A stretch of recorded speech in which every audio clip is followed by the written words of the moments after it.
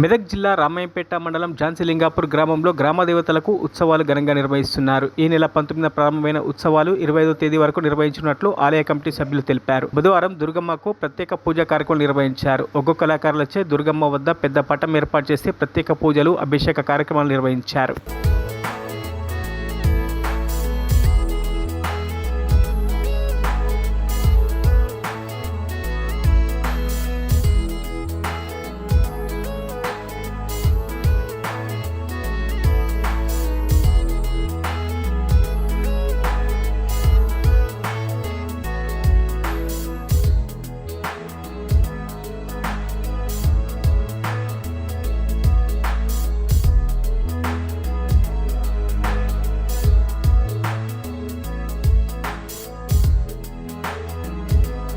మరిన్ని అప్డేట్స్ కోసం మా ఛానల్ని సబ్స్క్రైబ్ చేయండి.